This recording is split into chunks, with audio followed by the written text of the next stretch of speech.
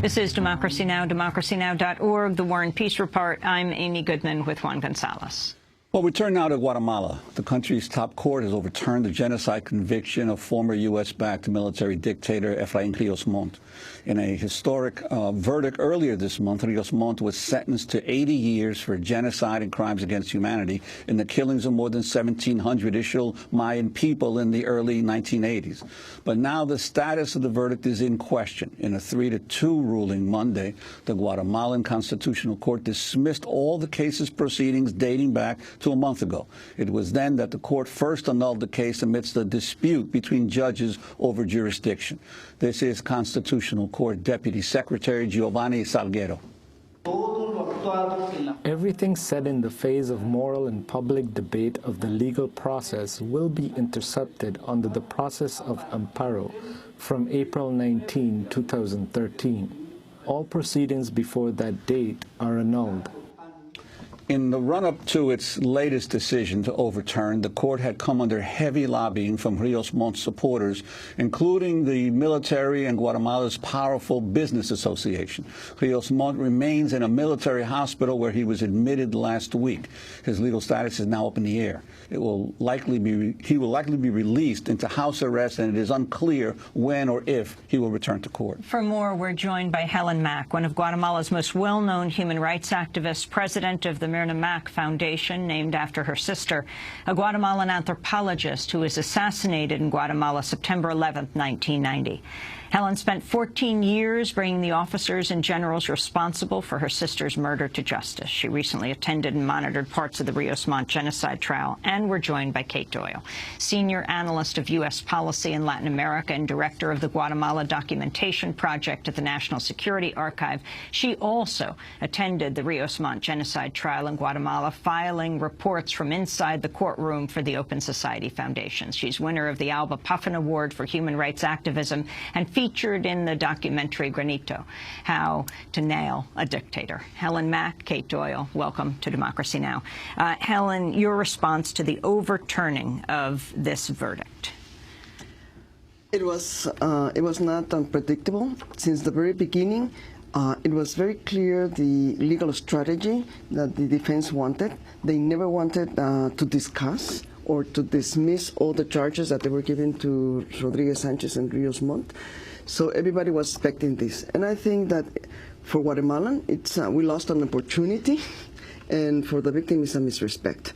But overall, is that it is in evidence that the justice system doesn't work for everybody, that we are not equal before law. It's just for an elite that it works. And due process is only according to what I want to be understood. It's not what is the law. And what was the actual argument that the court used to overturn the verdict in a sense? Every ruling that they have been given is under illegal issues, because this is the defendant and the defense. And many of these is there is a law that says, even in the two judges from the Constitutional Court has dissented opinions and saying we are not, we don't have to rule right now because that's from ordinary justice. And even though they want to do it because they want to cancel, they have never had the intention to really discuss in a healthy way if there was or there wasn't a genocide. Helen Mack, we all know about September 11th, 2001, when 3,000 people were incinerated in a moment in this country. But there was another September 11th, 1990, with the murder of your sister, Myrna Mack. Can you tell us what happened to her, and then how you sought justice in a conviction, in some cases that was overturned but later reinstated? How her story, Myrna's story in 1990, fits into the genocide trial of Ríos Montt? My sister was making an academic research about the displaced people, and of course she was documenting many of the stories and everything that happened in the Ixtal area. And that's why she was in the Ixtal area, and so she documented that, and that is part of what we were discussing now in the genocide case. So even many of her notes were part of the in this process, in the genocide case, but also it was part of the peace accords of the returning for the displaced and refugees people, her studies. And that's why it's like extended justice also for my sister. Everything has been proved now academically and also by the testimonies. The army. It was the high presidential high command. As the genocide case took 13 years to build the case, it also took to me and also 14 years to build the case. So that means that when they accuse us that there is no people from the guerrilla on trial, I can ask them how many of the military victims have had the patience to build a case for 14 years. So those are, the arguments. When your sister was killed, what were you doing at the time, and what was your political orientation in Guatemala? I was in the other side of the Guatemala. My profession is a businesswoman. I was working on construction building for housing projects, and I was also working for an educational project for illiteracy, because I really believe in education. I was really more conservative than what I am, and then I understood that justice doesn't have any ideology. Justice is justice. Doesn't matter if you're right or left wing. Justice is justice, and what you want is punishment for those who have violated the law. Kay Toyle, I'd like to ask you about the role of your role in this whole process of the trial of Ríos Montt and the importance of the National Security Archives and what you were able to uncover in assisting with this prosecution. Sure, Juan. The National Security Archive has worked for many years to try to uncover the hidden history of the U.S. policy in Guatemala and other places around the world. And one of the contributions that we made to this particular case was to obtain the declassification of CIA and Pentagon and embassy files that specifically identified what Guatemalan military officers were posted where in 1982, what kind of strategy and tactics were the Guatemalan military using at that time, and even talking about some of the specific massacres that are at stake in this case. It's important that the United States had such a close and supportive relationship with the Guatemalan army all through the civil conflict. For that reason, the U.S. files, secret files, are filled with information about how Guatemala was functioning at that time, and the Ríos Montt regime in particular. And what was the U.S. doing when Ríos Montt was in power?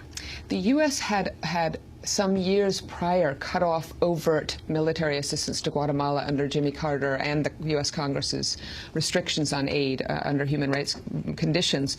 But the U.S. was extremely eager to embrace Ríos Montt as an ally within its own strategic interests in Central America at the time of the secret war against the Sandinistas in Nicaragua. The U.S. was in search of partners in the region to help them promote and promulgate that secret war. And though the U.S. overt aid was cut off long before, CIA funds, millions of dollars, continued to flow to military intelligence in Guatemala. We discovered in a scandal some years later. Helen Mack, the case of Myrna Mack was tried in 2002. So talk about who was found guilty and what happened to those verdicts. It was done ordered by the Presidential High Command. General Edgar Augusto Godoy Gaitán was there, Juan Valencia Osorio, who was the convicted colonel, and Juan Guillermo Oliva Carrera. What happened is that because the reasonable doubt, they absolved the general and the other one, and they convict the Valencia Osorio. But then when the police and the Ministerio Público were going to capture him, a military unit came in and they took him and they helped him to flee.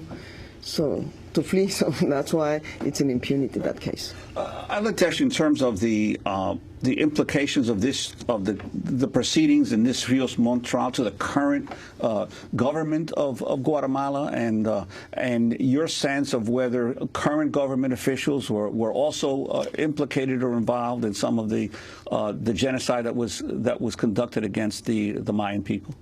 I think that precisely because we have a president that is a military, many other people feel that it's a threat for transitional justice. And in Guatemala, there has been a spirit of espíritu de cuerpo. Esprit de corps. Spirit de corps, that they prefer to be convicted before they talk, because there is a blood Oath. Yeah, and a kind of blood oath. Yeah, if they talk, I mean, that's why, because that's what it happened in Argentina. When someone started talking, it was like the domino effect, and that's what they're trying not to happen in Guatemala. So that's why it's so hard to get convictions in Guatemala, or to make military to talk. So that's what the importance of the documents that National Security Archive has done. It's a documentary evidence, and then you have testimonies that verify that that was truth, and that's what's happened. So in the case of Myrna, your sister, an appeals court later overturned the conviction, just like we're seeing with Ríos Montt. Right. But then last year, it was reinstated, in 2003 rather, about 10 years ago, it was reinstated by the Supreme Court. Kate Doyle, do you see that possibility? Where can this case go? So the case has been thrown out by this court, but it's not necessarily over. Absolutely not. I mean, it's not over by any means. The survivors of the massacres who spoke the first time around in March and April are waiting in the wings, and if they have to speak again, they will speak again. Excuse me. The prosecutors are preparing to fight for their case, and there's no doubt in my mind that the team that brought this case to trial, that spent more than 10 years doing that. And really, we should talk, when we talk about the survivors, spent more than 30 years doing that, saving those stories for this moment. That team is waiting to proceed, and the kinds of legal manipulation we've seen in this case, as Helen pointed out, has happened over and over again. It's not just in the case of the assassination of her sister. It's in many other cases, and this is par for the course for the defense team in Guatemala. Unfortunately, they don't have a legal argument to protect their client, and so they are using legal manipulation to try to game the system. And is the potential that the case will be moved to another judge possible, or will the same judge continue to hear the case? It is unclear today at this moment what is going to happen. There is the potential that this entire case will be moved to another tribunal, so as not to pose the threat of double jeopardy to the defendant by hearing it in the same tribunal.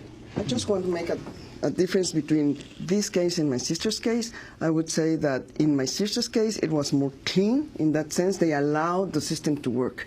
In this genocide case, they haven't allowed the system to work. They have been manipulating since the very beginning.